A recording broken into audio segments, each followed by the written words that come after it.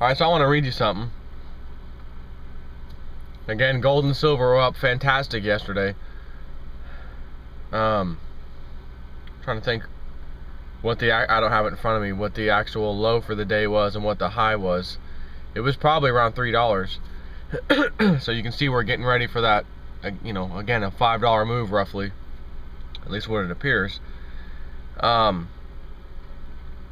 I want to talk about that in a second, but they are paper traded still. This could be a little suckers thing, a little suckers rally for a second. Oh, let's pull them back in, let's pull them back in, and then crash it again. It could happen. Again, if you're in the physical scene, it doesn't matter.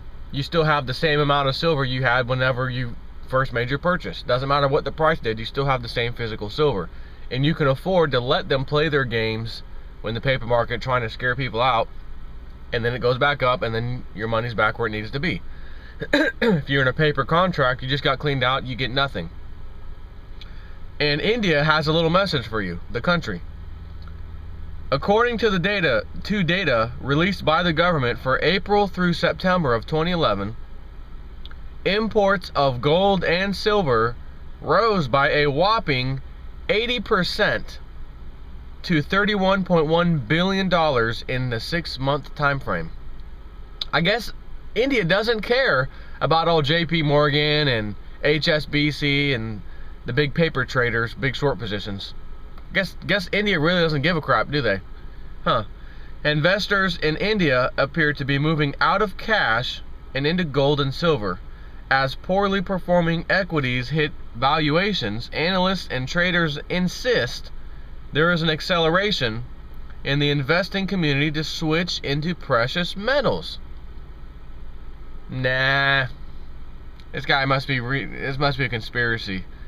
Don't they know my arch nemesis, Bozo Beast, said that gold and silver, especially silver, is not going up. Never really mentioned much about gold. It was strictly silver. But don't they know that old Bozo Beast said silver's not going back up? It's not going to rise. We wouldn't see $50 again in 2011 or in 2012. Those were his words. I actually have it saved in my inbox. But I don't think India, and again Mexico, China, Russia, all these other places that are players that are buying heavy duty, I don't think they're listening to Bozo Beast. Oh, matter of fact, never mind, they can't listen to Bozo Beast. Why is that? Because Bozo Beast doesn't have any videos. Bozo Beast doesn't make any videos. Bozo Beast doesn't make any predictions until after the fact of something happening. Then he comes out and claims, I said this and I said that. I knew it was going to go down. I knew blah, blah, blah. Okay, so show me your video. Where's your video? Where's an email? Anything that you can, I mean, even an email could be fake, but, you know, since you found me on YouTube and you're claiming you said these things, where's your video? Doesn't have any. Hasn't made any sense. I've even mentioned that to him 100 times. You keep saying this, you keep saying that. Where are your videos? Where are your videos? Where are your videos? Doesn't have any. So, there's, you know, the old saying, like, there's a clown, there's a class clown, or there's a, you know, there's a bozo in every crowd. There's a clown in every crowd. There's a, you know, idiot in every crowd. That kind of thing. There is a Bozo Beast in every crowd, and this is that Bozo Beast in our crowd. You gotta love the guy. It's funny because most people don't, like, what are you talking about? You don't know what I'm talking about because he doesn't do any videos. He doesn't do anything except send me little messages privately in behind the scenes on YouTube. What an absolute clown this guy is. Now there's something else I want to talk to you about, which is what Bix Weir is saying. He's the guy from the Road to Ruta. Now I know he reads the Webbot reports based off of things he said, and specifically about the Webbot report. So I know he listens to it and, you know, reads it and pays attention. But that aside, he has an interesting thing to say, and I would actually completely agree with this. I've received a few emails asking, is it safe to go back into the water, so to speak, for silver when investing into silver if the official computer rigging programs really are in fact turned off. Because yesterday, or the day before, I think it was yesterday, Big Swear came out with a little email, you know, blast or whatever, and said, you know, rumor from Benjamin Fulford is that the computer rigging schemes have been shut down. He got this information from, Ben Fulford. Now, as much as I like what Ben Fulford has to say, he's a positive thinking guy, positive change. He wants to bring about new, good change. And I remember seeing a video, because I thought this guy was a clown, Benjamin Fulford. Who is this guy? Listen to some of the nonsense he's talking about. You know, there's 100 million or 100,000 ninjas in Japan that are in this secret society, the White Dragon Society or something, and they're gonna go around killing the New World Order people if they don't comply. This was like 2 years ago. Ben, every demand you made, and you read the demand list on YouTube, on his YouTube video, none of the demands have been met. 2 years later, where's the old ninjas, right? So everyone laughs at Benjamin Fulford now. And I always listened to what he said, but I wasn't going to sit here and bash him or anything yet. You know, I want to, maybe he has some kind of useful information, but I have to treat him the same way I treated Lindsey Williams at first. Okay, I'm hearing you, but I want to see some results. Lindsey Williams, he followed right through. Boom, right in your face. Oh my God, I can't believe he got that right. Boom, again. Oh my God, I can't believe he got that right. He followed through. There's nothing, and I hate to say this because I thought old Ben Fulford's a pretty good guy, but there is nothing that Benjamin Fulford has said that has come to pass so far. Nothing, not one thing. There's going to be all these arrests of these high-level bankers and the Bush crime family. They're going to be arrested, and this... Ben, step into my office. I hate to do this, brother, really, but Ben, step into my office. Why? Because you're freaking fired, that's why. Epic fail. You're almost as bad as Bozo Beast with his 5 or 6 predictions in a row that he messaged me in my YouTube channel about this and that's going to happen. And of course he's too coward to put a video up, and I can't blame him now because they all were epic fails, by the way. But old Benjamin Fulford, I'm going to have to fire you, buddy. I hate to say that, but Big Swear came out and said that per Benjamin Fulford, he's got it on good word that the quote computer rigging, etc., high frequency trading platforms, all that stuff regarding the precious metals market has been shut down. The computer trading / rigging markets have been shut down. If we see a complete rising in silver and there's no big downward movement ever again, then you'd have to say whatever information he got was right for once. This will be the first time Benjamin Fulford was right. And I'd love nothing more than that to be right, because I like what he has to say. But I'm not in fairy tale land. I'm not in a different planet. I'm on Earth right now, and I see who's in charge and who's running things. And it ain't the White Dragon Society. It's not Benjamin Fulford.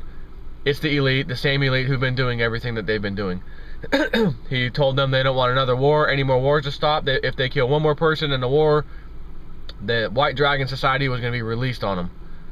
We've been into Libya. We've been into, we're getting ready to go into Syria. We helped with Yemen. We still were in Afghanistan. We went straight into Pakistan. We got Osama bin Laden. We killed some other people. I mean, really? Come on. So having said that, that's why what he says, is it safe to get back in the water of the silver trading since potentially the computer rigging programs have been shut down? Well, first of all, that assumes that they've been shut down. And if it came from Benjamin Fulford, and I have to look at his track record, I have to. I'm Realist News.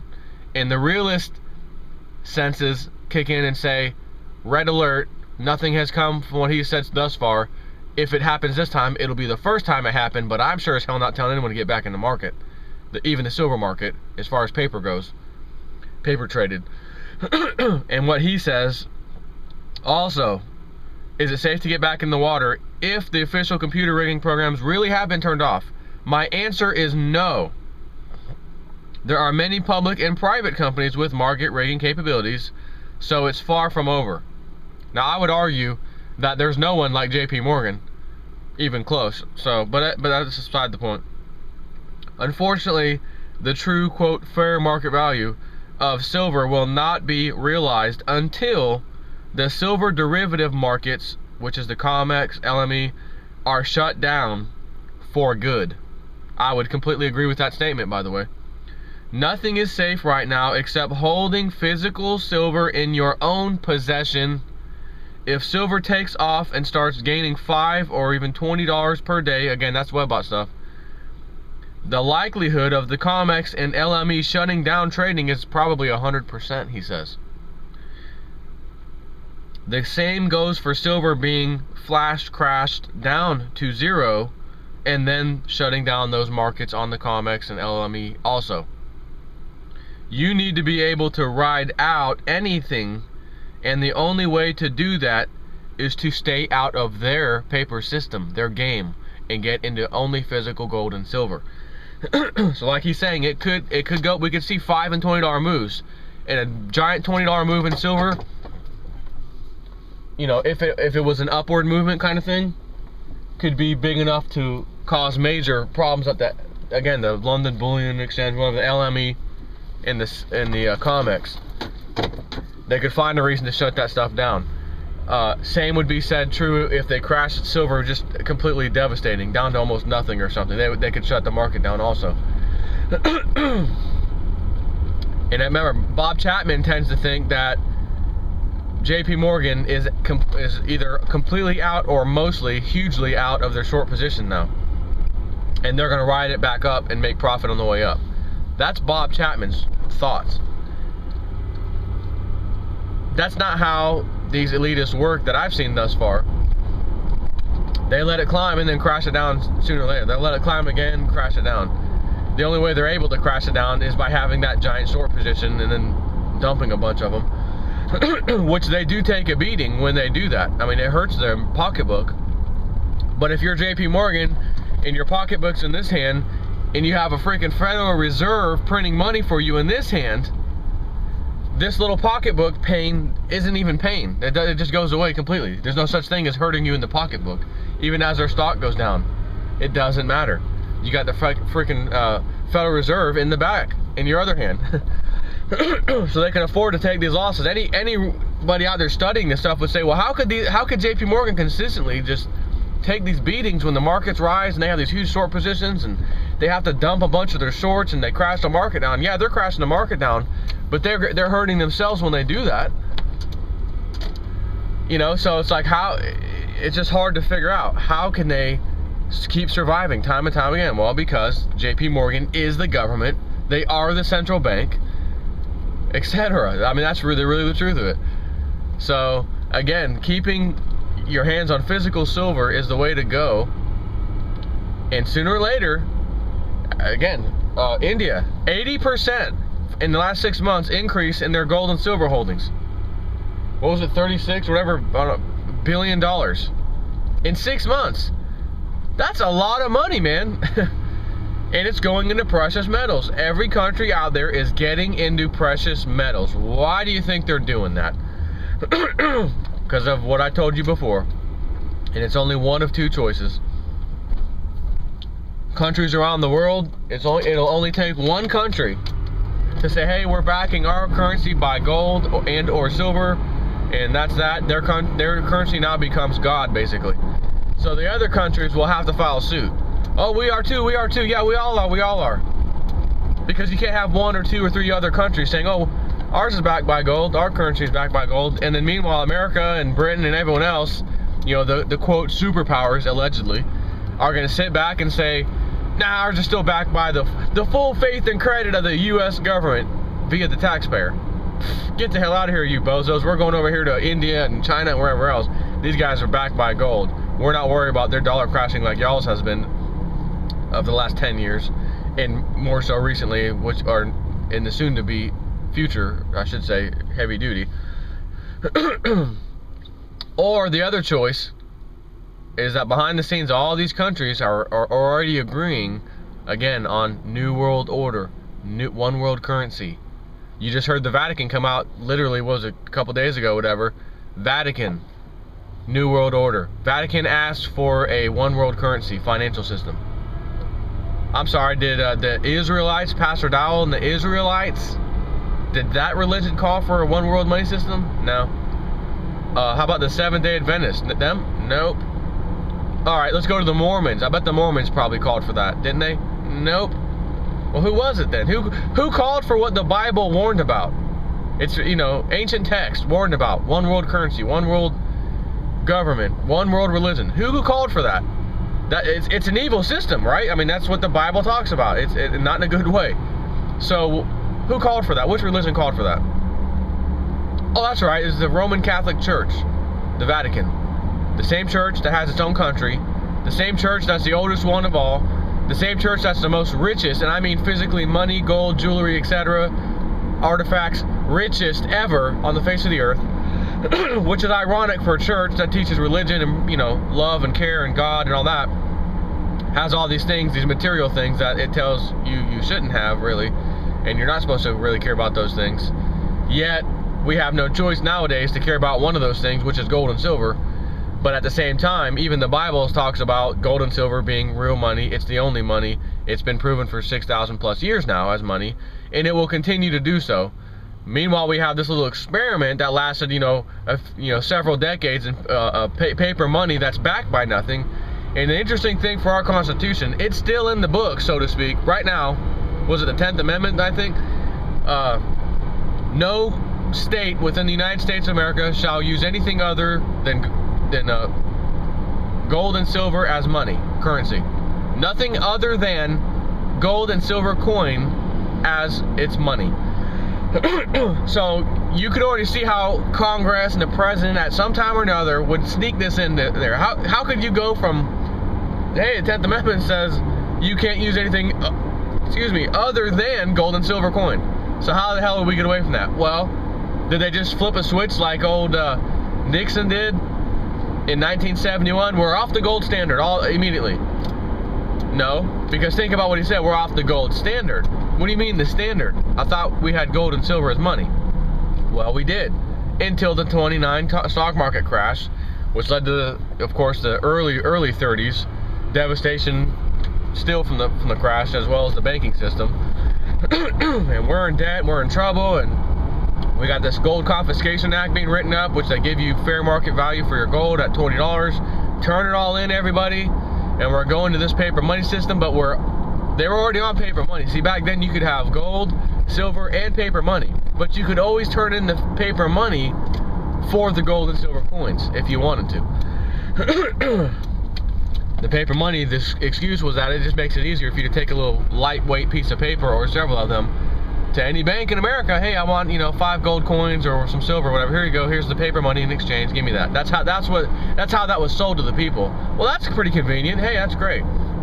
And then it turned into, we're taking the gold, we're going strictly on paper money, but it is still backed by gold, but only at the federal government level, of course. You as a person can't go to the bank anymore and say, I need some gold coins in exchange for this dollar. But our currency was backed by that gold, which is why they told all the citizens, we need that gold. Be patriotic. Be patriotic American citizen. Don't be a right-wing extremist or leftist. Be a patriotic American and turn in your gold and silver, and not silver but gold, and save the day for your country. Uncle Sam needs you. All right, I'll go do it because I'm a patriot. Okay, you go do that, bozo. And the bozos did, and in the next year it went from $20 an ounce back then to around $35 an ounce. It damn near doubled. And the people didn't have anything at that point. Hey, sorry, you already turned it in. You don't have anything anyways. But it was still, again, our country backed its currency still. So even from that time period all the way up to 1970 approximately, 71, you could look at the national debt and everything. It really wasn't moving up hardly, just barely, just kind of creeping. And of course, as we get real close to 1970, 71, we have our first $1 trillion of debt.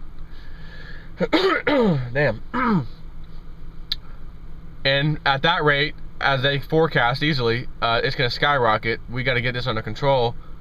What do? Let's take us off the gold standard. We've done it since 1934 or whatever, 35, 34, 35, 45, 55, 65, 33, 30, so 32, 33 years later. I mean, that's a long time later. It's been backed by gold. Everything's been calm. See, everybody, paper money's been working fine. Now we're going to take it completely off the gold standard and just stay with paper money. How's the world going to trust us? The world didn't have a choice. As Lindsey Williams said, we made a deal with the Arabs, the OPEC nations, to sell and trade their oil only for US dollars. We promised them great profits above the profits they would expect, and then some, and with the extra and then some, they were to buy our treasuries, etc. So that's how they were fleeced and forced into doing that. I gotta have some Gatorade.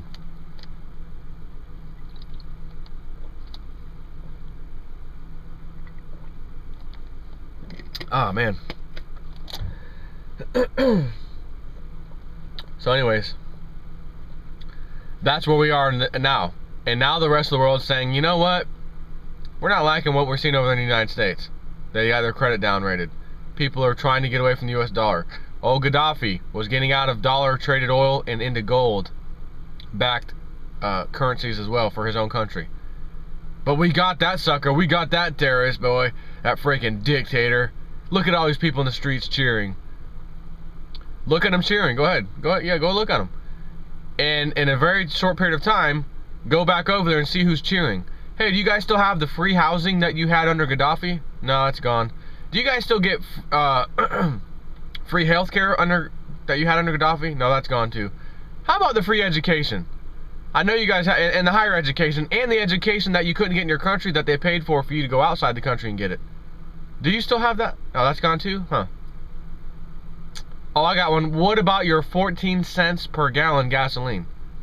You probably got better rates now under the new leadership, right? What's that? No? Way worse? Really? So, who was cheering in the streets when we saw everybody cheering? Was it the rebels pretending to be the citizens? Maybe. Was it sheep-like citizens who didn't know any better because they don't study this stuff? They don't know what the hell's happening to them, just like every other sheep in every other society, including the Western society, America, etc. Could be. And they're out there cheering for something they don't know what the hell they're cheering for. Hey, we get to vote now. We don't have to have a leader. Maybe that's all they're cheering about. We get to vote for someone we like. But again, they don't study these things. They don't know how these things work. They don't know that there's a power source behind the scenes that already will put up a Democrat and a Republican, or whatever the hell they call it over there in Libya, that's going to be in the near future. It won't be the Democrat and Republican, I don't think. I'd be shocked if it was. But it'll be some kind of party. Oh, we're going to vote for him. He's for the people, and so is that guy. We want him. And it's another dictator puppet in disguise, just like our dictator puppet Obama. What do you mean? We voted for him. You voted for him. He was the only choice you were given for the Democrats. Just like McCain was the only choice you were given for Republicans. And even if you wanted someone else and begged for someone else, you couldn't have him. Why not? Because even that someone else has to be chosen by its party to say we give him the nod of our party. The Democrats, we give him the nod. The Republicans, we give him the nod. If they don't get the nod, it doesn't mean jack crap what you or I want. How's that working out for you? This is a democracy, right? This is a democracy. And just in case you're wondering, a democracy, I believe, is the last phase of the old, what do they call that? There's a cycle. Goes from a dictatorship to a oligarchy to a republic, which is the best one, and then down to democracy, and then after democracy, it goes to anarchy. Chaos, rioting, civil war, whatever, revolution, and then back again to the dictatorship. So, it's interesting to see what phase America's fixing to head into, isn't it? You can already see the democracy side leaving. Remember what comes next? Anarchy, and then what comes next after that? Some type of dictatorship, usually. Unless we can break that cycle. And I don't know that we can break that cycle, because there's a lot of sheep out there. But the good news is, with the internet and all, that's one new phenomenon that's never existed before. We can now, give information out there to anybody at a lightning speed, immediately. Post a comment, the whole world can see it immediately. So that's in our favor. So again, they were gonna want to shut the internet down sooner or later, because they can't have us taking the ratings away from Fox News, CNN, everybody else, which is what's happening, by the way, on the internet. It is growing massively as a source of information, news information. So they'll have to try to get that under control, which is why you've seen these laws trying to get pushed through of, censorship on the internet, and, we need to know who is who, and we don't want anonymous, this and that. Okay. They're pushing for it. Who knows how this is going to go down, but I got to go. Take care.